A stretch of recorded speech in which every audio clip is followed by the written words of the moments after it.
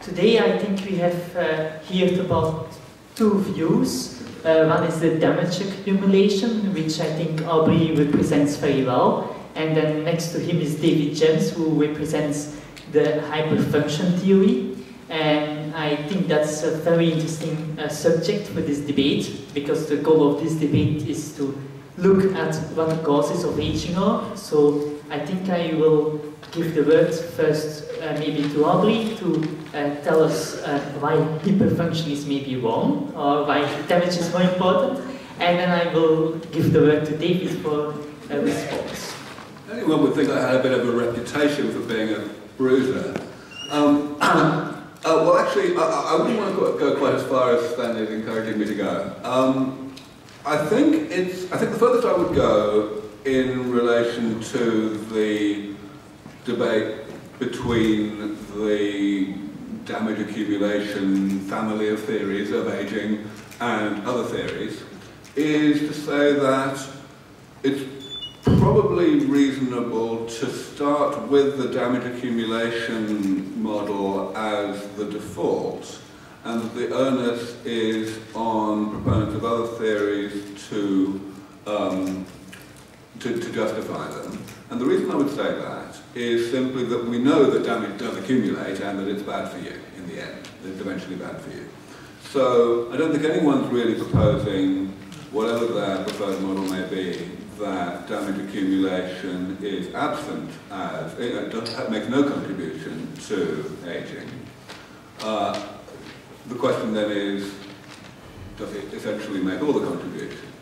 And the best way, I think, to analyze those questions in particular cases, such as particular organisms, particular systems, is then to ask, well, what do we know about the way that other thing that's not damage is accumulating? In many cases, we can see that a process of regulated gene expression change may occur during the later part of life, but we can see that it's actually anti-aging. It's actually some kind of response to, for example, an inflammatory phenomenon that is itself caused by the accumulation of damage. So the fact that there is a coordinated gene expression change does not of itself say that there is any kind of program for aging. If we look at the sort of example that David presented today, we have a much more robust case for saying that there's something more than damage, because here we're seeing a relatively continuous, lifelong process going on. And you could call it damage, but of course it's damage that's being generated by a program, by an actual genetic system, namely the accumulation of a superfluous amount of a particular material. Certainly, even though it could, in a strict sense, be called damage, it is a very different type of model, and the big question is, how generalizable is this? Is it likely that this is happening in a lot of different systems in most organisms, and in particular, is it happening in human beings?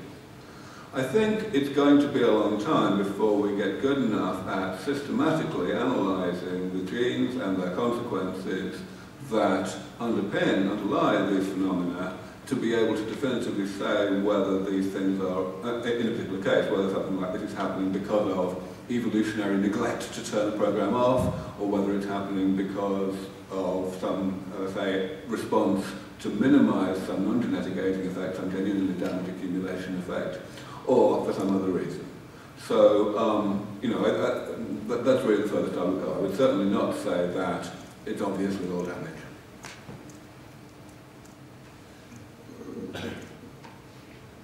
Well, I'd respond to a couple of things. I mean, I think the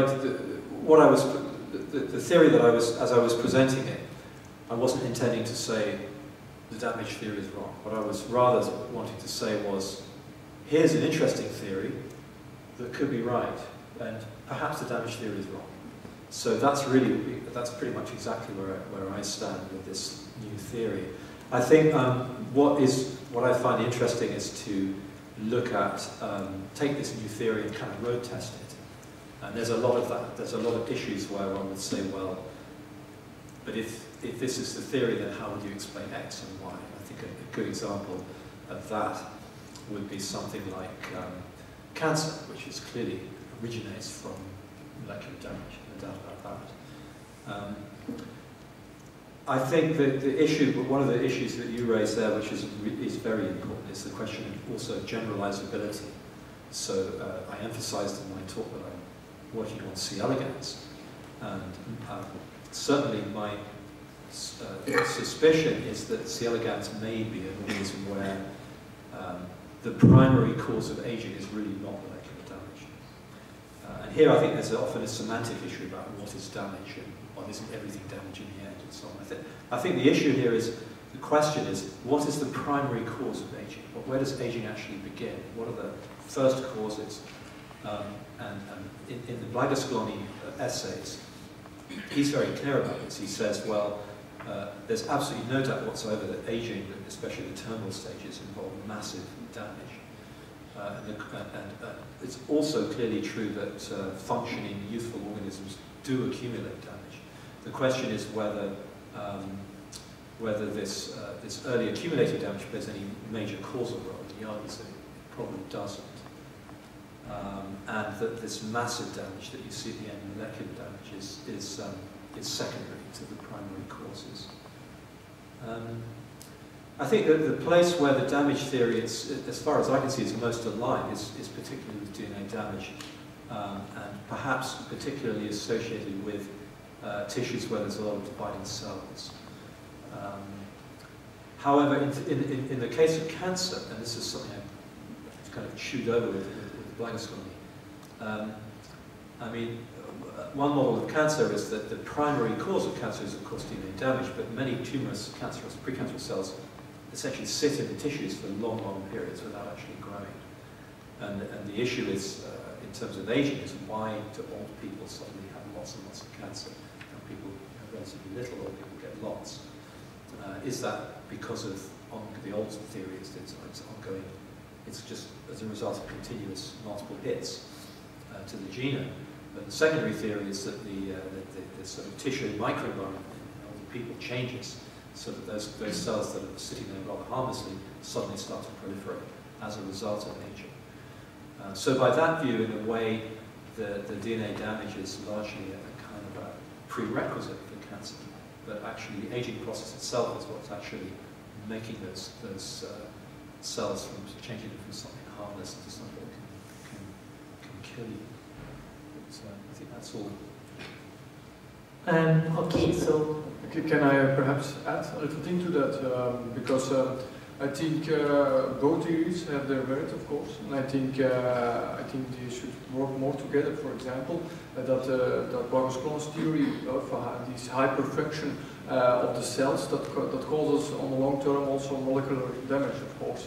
And I'm a medical doctor, and it's my impression that a lot of diseases, certain the chronic diseases, they are a little bit in accordance with what Blagosklony says, because you got those neurodegenerative diseases which really afflict our society a lot, and we will increase, where neurons get stuffed with proteins inside and from outside and die off, of course, but also other diseases which plague our society, like, for example, diabetes and so on, where you have a hypertrophy of the liver, hypertrophy of the pancreas, and a lot of growth, and that, of course, in the end kills us when we are, of course, adults. So I think my impression is, from the practical point, or the practical medical field, is that Blagosklony's theory has a lot of merit, I think. And I think both theories, I think they can perfectly work together, because this hypertrophy creates a lot of molecular damage. So Chris, can I ask a question there about, from a medical point, from a medical perspective? I was thinking while David was speaking how I would place the various different types of damage on the spectrum of the extent to which we know that they contribute to one or another aspect of age-related ill health. And obviously cancer, as David said, comes on the damage end of the spectrum. Mitochondrial mutations, which I talked about today, I would say come at the other end in the sense of the very limited amount of direct evidence that we have right now for their causal involvement in any particular type of pathology. But I was rather surprised that you suggested that, in fact, degenerative diseases are, in your mind, not particularly well supported as caused by damage.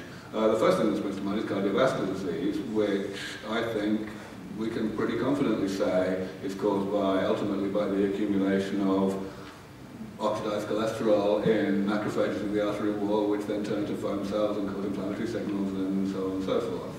You know, that's damage pure and simple.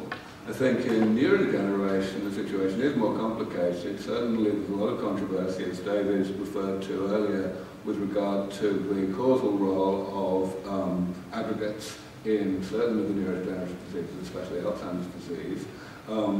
And you know, as time goes on and we get better at actually removing those aggregates, well, you know, that's what will really tell us what's going to, what the role of damage is. But yeah, it seems to me that there's quite strong evidence in a variety of different degenerative diseases, not just neoplastic ones, that damage really matters a lot. Another example would be hypertension. So we heard from Niall today, of course, about glycation. Cross-linking in the artery wall, you know, seems to be pretty strongly indicated as a type of damage that causes pathology. Indeed, I can completely concur with that, but I think also, for example, the cross-linking aspect and so on. Of course, you have, it's not only the cross-linking, but you can ask why does the cross-linking happen? Because, of course, a lot of intake of sugar, growth, you've got insulin-like pathways involved in also in cross-link, and which increase the rate of cross-linking and so on. So if you look at the endpoints, of course, then you have a lot of molecular damage, like you say, like cholesterol and glycation and so on, but the sugars and so on, it's more framed into a larger framework, which is mainly involved and directed by growth, I think.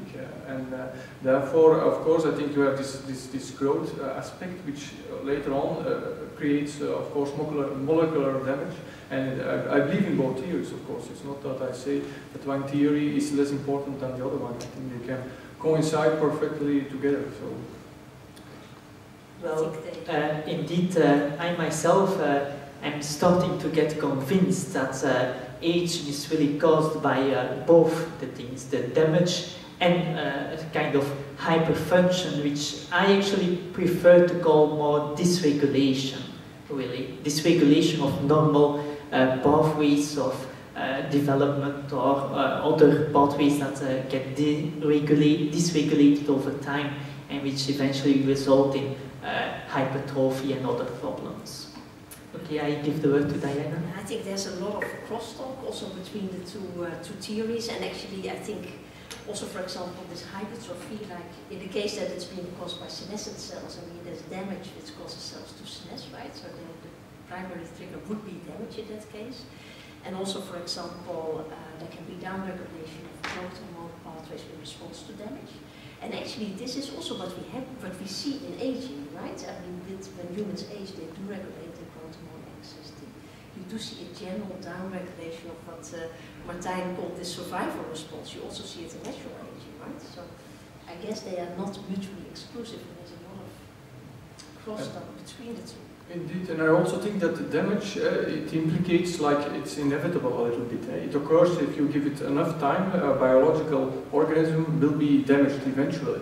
But you can see there is a huge discrepancy in life expectancy in a lot of organisms, which is a bit not very much in favor of this damage theory, because so I think those lifespans are regulated by growth and by growth pathways and so on, and damage looks more like something inevitable, but it's all the growth pathways that regulate the rate of damage, very fine-tuned, and that, for example, can explain why a bat can live to 30 years and a mice 2 years and so on. I think mainly because of those growth pathways, which really regulate very finely or fine-tune the rate of damage.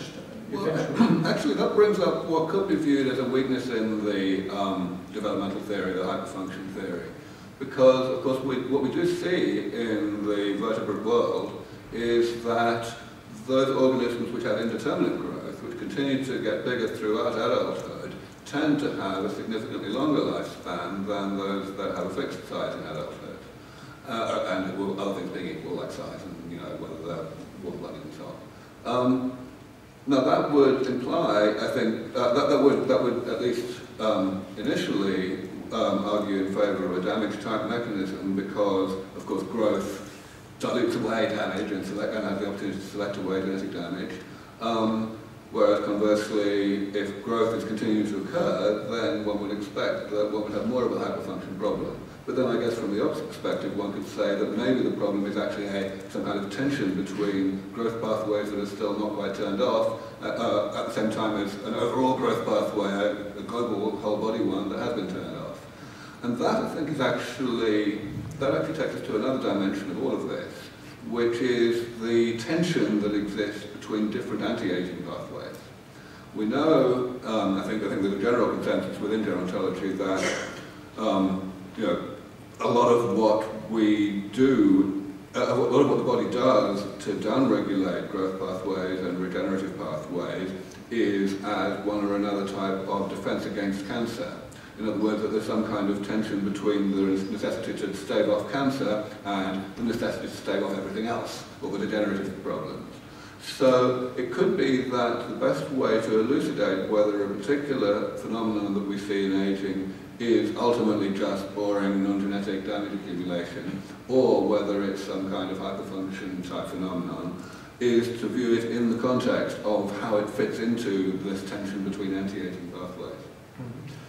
But I think, like you said, for example, you say the larger animals, they tend to live longer, of course. Well, yeah, I wasn't talking about that. I was talking about ones, if you take animals of roughly the same size and you compare ones that have a fixed sizing body in adulthood with ones that continue to grow.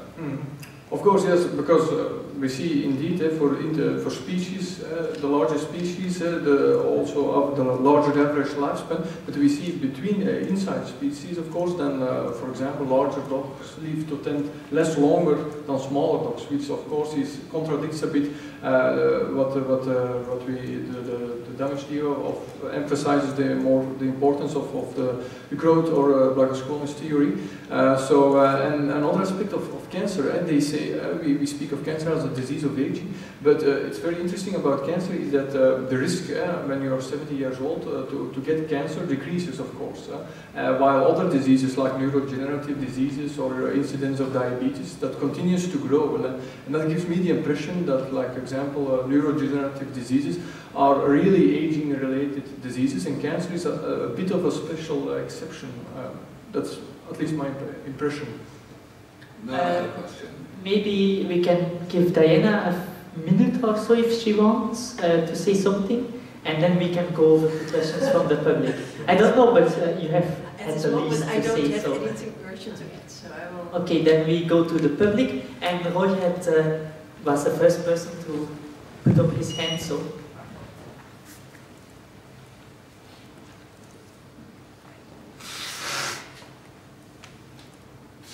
That's good.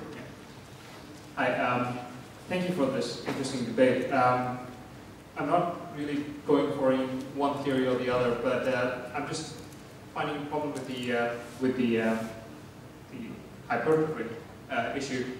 So if you think about type 2 diabetes and the increasing propensity of type 2 diabetes in younger adults, how does the non-damage theory, let's go with that, comply with that? How do you put that data into that fold? And also, so I'm citing Professor Kieran Clark's work from Oxford University, ketone bodies. So even if you have energy, so she has shown that energy from one source is not equal to energy from another source. So ketone bodies versus glucose in the medium. So it's not just hypertrophy that's causing the problem. It's also so it's not just purely energy, but also the source of energy. So she makes ketone esters, and you get a beneficial result because it enters the TCA cycle from beta hydroxybutyrate instead of the glucose side of the TCA cycle. But yeah, so that's the question: is that why do you see type 2 diabetes coming in at younger age? Well, I don't. I'm sorry. Yeah, so I would say, apologies first for being a worm biologist. I didn't quite follow the last part of the question. But in terms of diabetes, I mean, I think, and obesity and so on, I mean, one could evoke the same sort of model that Blai-Gascoigne does for diet restriction, which would be to say that if you eat too much, the nutrient signaling pathways will be firing away furiously, driving things into growth. Hyperactivating TOR, for example, which can reduce insulin sensitivity through IRS1. But then what's interesting, I think I was talking to Nyla earlier, is that you may then have glucose dyshomeostasis and hyperglycemia, and the hyperglycemia may then produce very high levels of methyl glycol and cause increased advanced glycation end product formation. So I think it's a good example of how damage and hypertrophy, hyperfunction kind of work out very much together. But I think the issue there is that the question is what's coming first, and I think that the Blai-Gascoigne theory would say that it's the hyperfunction which is coming first. Well, if I can comment on that, I will say that type 2 diabetes is really a bit questionable if it's really a disease of aging. I would suggest that aging can increase your susceptibility to that disease. In that, for example, it could deregulate the GLUT4, or it could impact the insulin signaling and so on, making the chance on type 2 diabetes increase. However, as we can clearly see from people in their 20s even who already have type 2 diabetes, it cannot be really damaged, or it cannot really be hyperfunction to such an extent, because then these people won't really survive for very much longer, I think.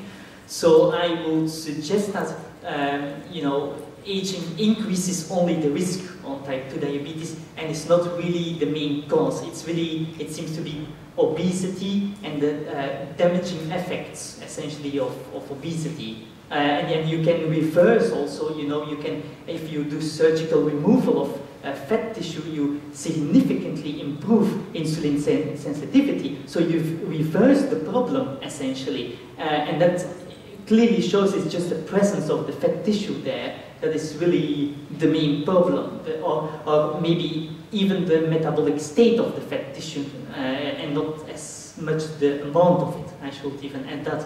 I will even come to that in my CR lecture. Mm-hmm.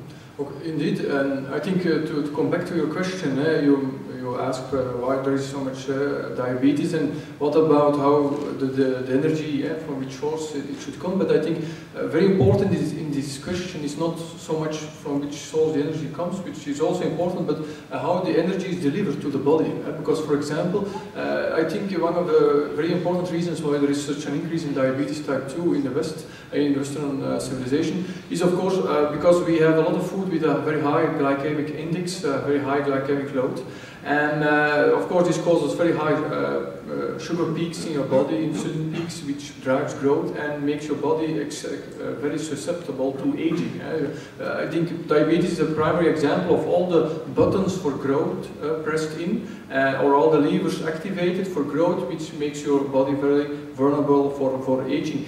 And for example, to come back to what he says, Mr. Wilderaars, is, for example, he says the fat tissue is important, but for example, they see that diabetes can be reversed, and very quickly. For example, in 8 weeks' time, Professor Roy Taylor of Newcastle University did a study on the reversibility of diabetes, but they had already clues about that, because what they saw, for example, in gastric bypass operations, when people get piece of their stomach is removed.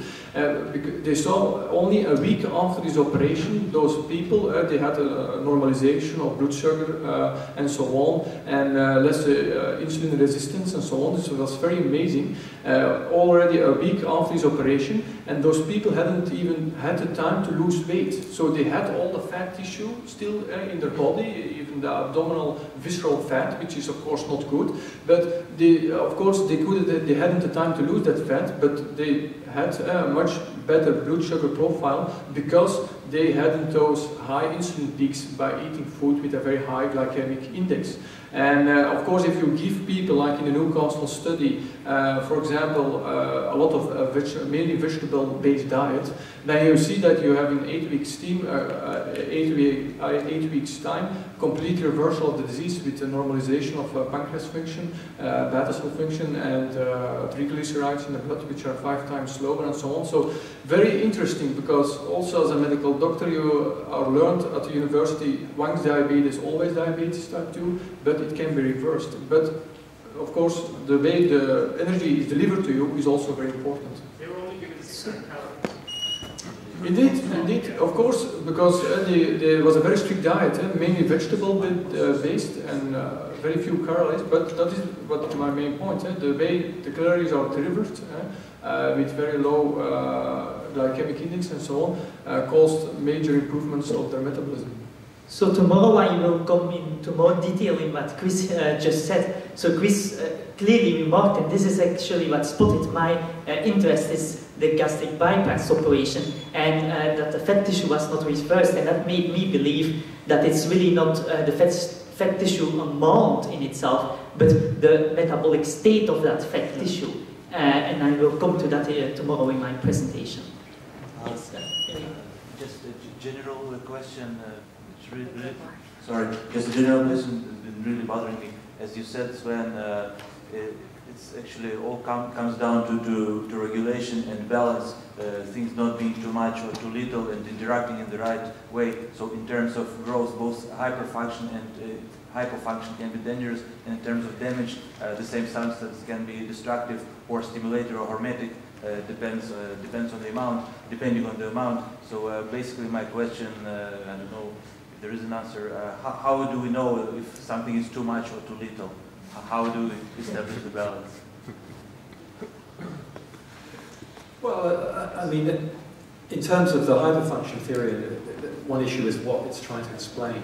And I mean, what the great appeal to me is, having spent so many years trying to understand how the insulin signaling and TOR pathway and how diet restriction are actually exerting their effects on lifespan in the various models.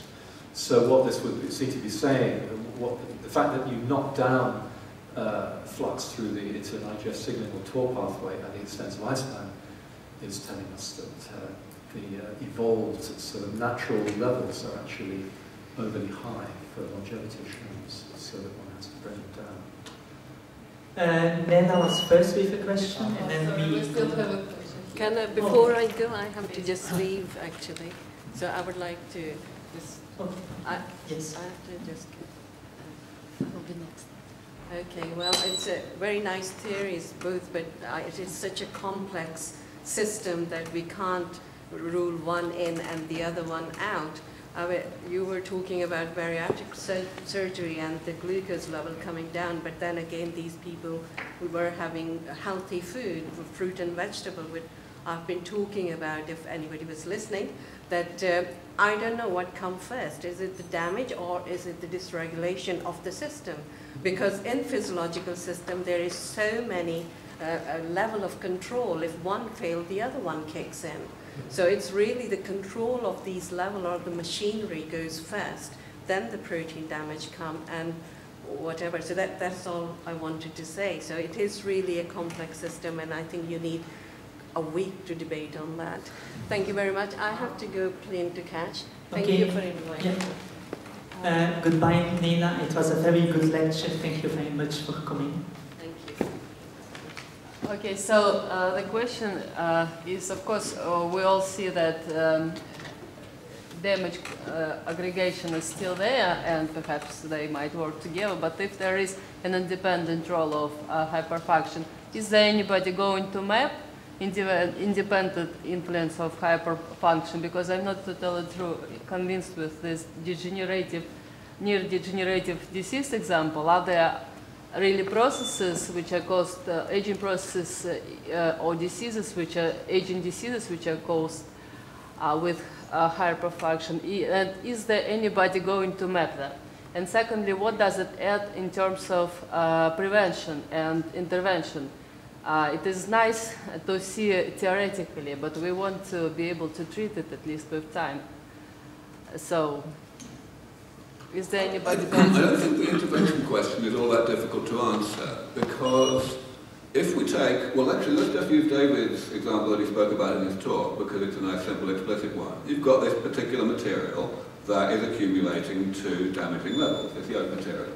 Now, you know, the fact that it's accumulating because of the continuation of a pathway that had a useful function early in life makes no difference. What matters is we need to get rid of the material. If we were accumulating too much yoke, then we should get rid of it. And in fact, that's obviously very similar to the bariatric surgery example that was just used. The nature of the intervention is really determined, I think, by the nature of the structural and compositional a change that's occurring and that has pathogenic consequences, rather than the nature of the reasons why that change occurred. And I also think regarding your question to prevention, because that's a very interesting question. I think there are a lot of very interesting technologies on the rise, of course, but it's in the future, like Alzheimer vaccinations and so on, or mitochondrial interventions and so on. But now the best intervention we have is nutrition, is our food, is lifestyle, and we can do a lot with that. For example, in the Netherlands there has been a large study with 120,000 patients or persons, and they saw, for example, if people pay notice to four simple things: they eat healthy, they don't smoke, they are not overweight, and they exercise on a regular basis, then they see, for example, that men live 8.5 years longer and women live 15 years longer. And that's very interesting, because that's the number of years they live longer, but their healthy lifespan is almost double. So not only live the women live 15 years longer, they are 20 to 30 years, are they more healthy and less plagued by chronic diseases. But of course, what is healthy food? That's a very complex question, but I think very important, for example, is our foods are not so especially antioxidants, because they don't seem very much to work, and a lot of food compounds that we give the label of antioxidant are in fact slightly toxic, and therefore create some extra defense mechanisms in our cells, which makes us more protected against aging.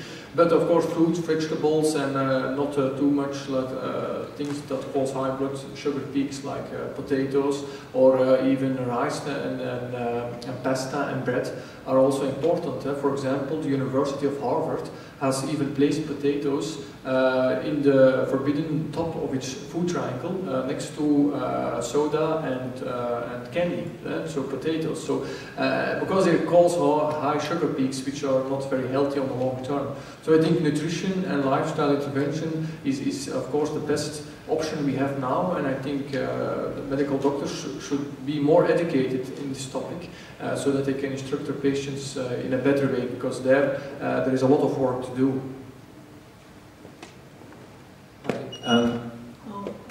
Sorry. Oh, wait. Okay. I'm just wondering on this debate if it's partially semantic debate. I mean, it seems to me that the fact that the organism changes greatly during its development is obvious, and that there may be, some residual negative aspects to this pre-programmed hyperfunction, like we discussed. But it would seem that would be a part of damage. Clearly damage is there in itself. If you get a death of a truck, you're damaged not from hyperfunction. Can I answer that one? I think it's really not a semantic issue. Because I think there's a very specific notion about aging, which is based on the kind of common sense notion of wear and tear. So that it's wear and tear on the system, and biologists tend to focus very much on the molecular level. So particularly wear and tear at the molecular level has really become an idea that's it's sort of everywhere in aging biology. This idea, the hyperfunction idea, of course it involves something that ultimately causes a deterioration. But the point is that it's about primary causes. The primary cause is not wear and tear. It's not a stochastic process. It's actually, as Wexon puts it, quasi-programmed. It's actually part of the normal program that continues on. So it is a distinct notion about the fundamental mechanism of this great disease process of aging. Okay, just if I can ask a question back. Understanding that, because it still strikes me that that is one, that is a form of damage that's been described. But in either event, I'm just wondering if there was a difference between the two theories that are being propounded in terms of what funding or treatment would be pursued. Because it seems to me like you need a robust cell within a robust system. And you keep that as robust as you can for as long as you can. So I'm just wondering if there's any impact on treatment. Sure. I mean, you actually raised a point that wasn't answered, and I think it's related. There's two issues, I think. One is to do with how to do the science, because what the theory is saying is fundamental. It's saying we're looking fundamentally the wrong way at these organisms to understand aging. We need to look at the pathologies, which are generally ignored. Drosophila, there's practically nothing published about pathologies of aging Drosophila. Worms, there's a bit because they're transparent, so it's easy to see. But the key is to look at all the pathologies and then to think in terms of what's known about the developmental sort of activities, functions of each tissue, where that pathology might come from and how it might be generated as a quasi-program. And that's particularly true of the moles. In terms of human pathologies, there's so much information already. And I think what's interesting is to relate it to the pathways that are known to control it, like the TOR pathway. Many of the aging-related pathologies in humans are associated with hyperactive TOR. In terms of treatment, I guess the implication is that if you want to, one way of decelerating aging to some degree is by retarding quasi-programs. And that's, I mean, what I'm looking for, trying to solve for this so many years, is to understand why knocking down insulin IGF signaling can double and triple quadruple lifespan. The guess is that what it's doing is that it's basically retarding quasi-programs. It's slowing down the accumulation of hyperfunction. So I guess, if that's true, and then at least it should allow a far more rational approach or a far more on-track approach to devising therapies to prevent hyperfunction. Yeah, I agree with David. I think I can sympathise with what you've been saying there. I think a lot of what these sorts of debates comes out sounding like is a bit semantic. I have a favourite trick, which is whenever I hear a gerontologist saying something that I'm not quite sure what he means, I get him to repeat himself without using the word aging. And it's certainly not the word, the aging process, as if he knew what that meant. Yeah, that helps. But one could say the same thing about the word damage, as you've seen. The thing is, from intervention though, I mean, I wish I were wrong. I wish that it seemed likely to me that most of aging was about some kind of program or quasi-program, because, very much as David just indicated, it's likely that if that were true, then one could substantially postpone age-related ill health by disabling some genetic pathway or other. And disabling things in biology is a hell of a lot easier than enhancing them. So, we just, as you know, the whole sense philosophy involves augmenting our anti-aging, our damage repair process that we naturally have. I think from an intervention point of view, that's the way to think about it. If we can find things that are going on late in life that are genuinely bad for us and are genetically programmed, then bonus, that's wonderful. But we have to find those specific pathways first. So I think that one's got to be a little bit careful when looking at some of the data, and unless I've missed something. So I think some of the data in support of the programmed ration model are data using antioxidants.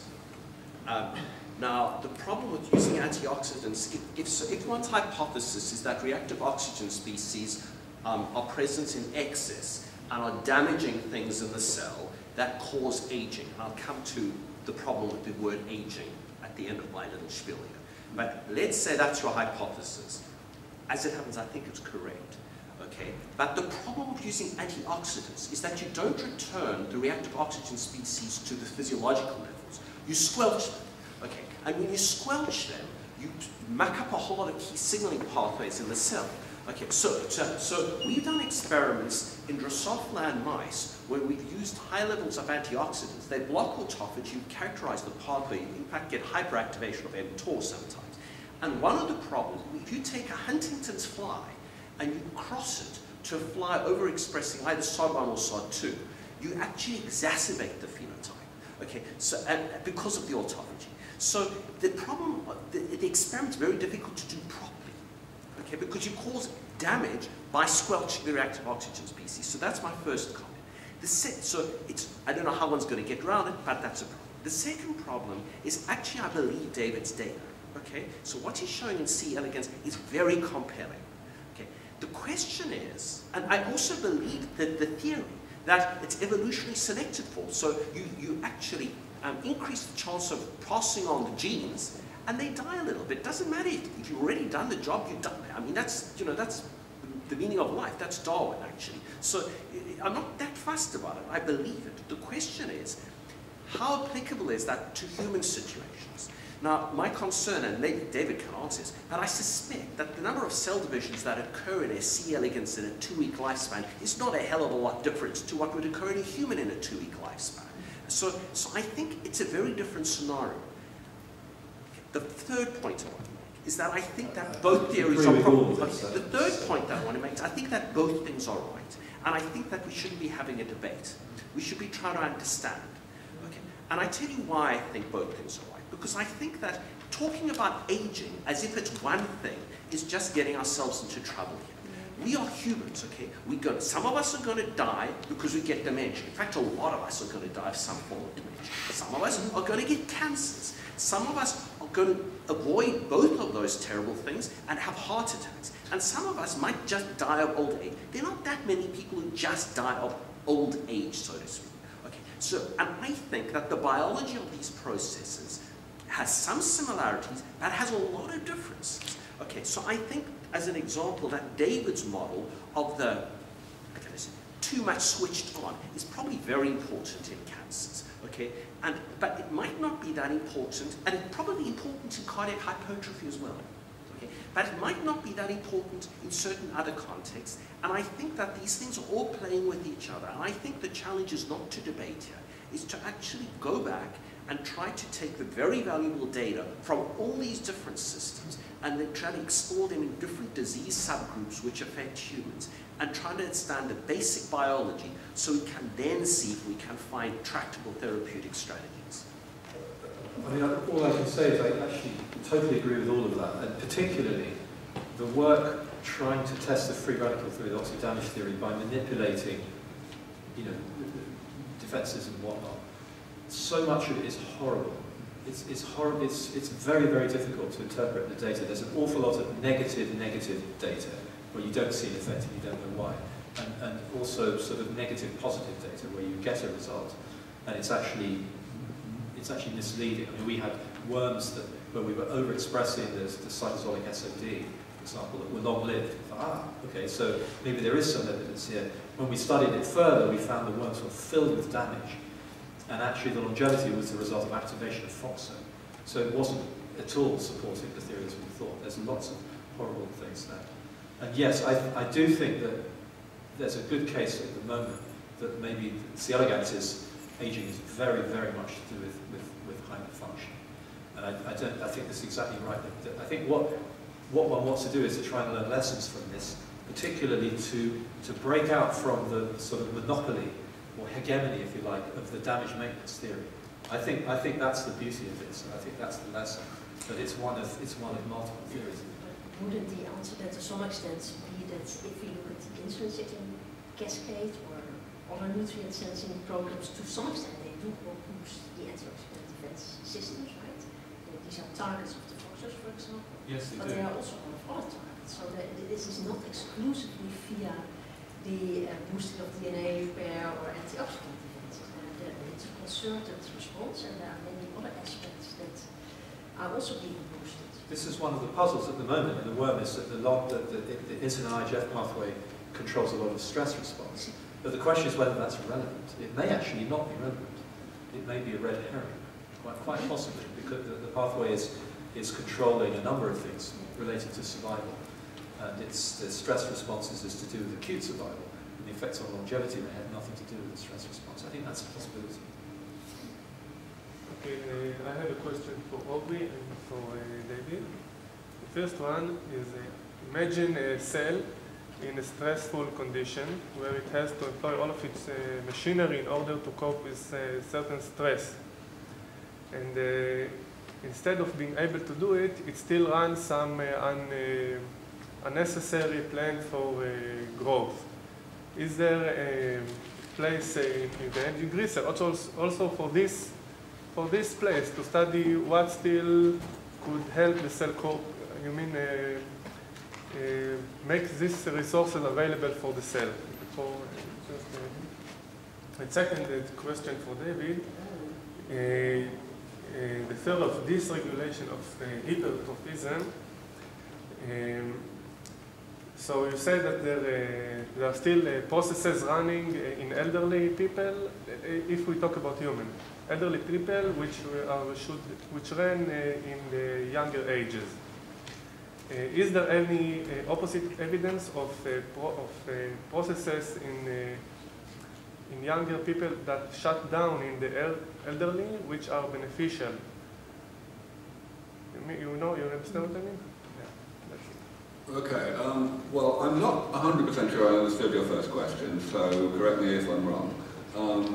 My understanding is you're trying to say that if you've got a cell that has particular damage problems to fix, and it has the genetic machinery to fix them, but it won't use that machinery properly because it's too fixated on growth. Is that what you're talking about? It's overloaded with other things to do. Like, for example, growth in particular? Yeah. Right. Well, I've always seen growth at the cellular level as a rejuvenating process because it involves cell division, which involves dilution of non-genetic damage, it involves the opportunity for selection away of genetic damage, and as such, it's a good way out of damage accumulation. It's a good approach to damage repair. But not at a particular moment. Well, I don't think we're talking about instantaneous acute problems here. We're talking about the gradually accumulating problems that occur over a lifespan, whether or not they accumulate as a result of a genetic program. So, I mean, yes, of course, all cells have at all times to have the capacity to respond to deviations from their optimal equilibrium, whether it's high oxidative stress or whatever, or an infection, whatever it might be, and to return to where they want to be, sort of thing. But those responses are somewhat independent of the process, of the things that change very gradually over the whole lifespan, I think. As I read your question, the prediction of the hyperfunction theory would be that an organism could evolve along a lifespan by kind of deliberately suppressing hyperfunction. Yeah. And does that happen? I mean, the only example I could think of that might fit that category is the somatopores in humans, where growth hormone levels drop. It was often regarded as something that was accelerating aging because it tends to cause reduction of muscle mass and more fat growth. But of course, at least in the rodent models, growth hormone appears to strongly accelerate aging if you knock out lower growth hormone levels to extend lifespan. There's some evidence from humans, from genetic variation of the growth hormone gene that would be consistent with that happening in humans. So one scenario would be that, because of course humans have evolved a dramatically increased lifespan compared to our closest relatives, the higher primates like the chimp. So perhaps that's partly through a late life reduction in growth hormone secretion. Actually, related to that, I've got a question for David. I just realised something that could be useful here. So ultimately, one big question that we have in this debate is the extent to which, at this point, we can get an intuition for whether the phenomenon you've reported today is a special case, is an unusual thing. Right? Peculiar to worms. Peculiar to worms, that's right. So now, something that occurs to me that one might be able to do relatively easily to elucidate that is to look at other worms. Because, of course, the nematode family has a very wide spread of lifespans. Some of the parasitic ones live ridiculously long, like Ascaris. What do you reckon? Was that worth looking at? What happens in yolk accumulation in Ascaris and such like? You mean to see whether in the long-lived worms those things don't happen? Or whether they do happen, whether the yolk accumulation happens at a spectral rate early on in life and then does switch off, for example? Well, it is actually a nice idea, particularly because in Britain there's a lot of people particularly working on nematode parasites around the place. So one could look, and the other nice thing is worms, you can see inside them fairly easily. You can look at the pathology. So it would be interesting to look at the aging pathologies in some of the longer species. Yeah. See if they're not there. Yeah, if you would like to design a diet against hyperfunction, that may include reduction of food and low glycemic index, would there be other things you would consider? I don't know. I mean, there's a suspicion from the, particularly from the recent rhesus monkey diet restriction paper that, you know, in humans, if you eat too much, you accelerate aging. But if you don't, you just have a normal, eat a reasonable amount, you're not going to extend lifespan further by reducing the diet further. In some rodents and lower organisms, perhaps like in sea alligators, full of hyperfunction, you see very striking effects by suppressing hyperfunction. But I don't know. I'm not very optimistic at the moment. I don't think you are.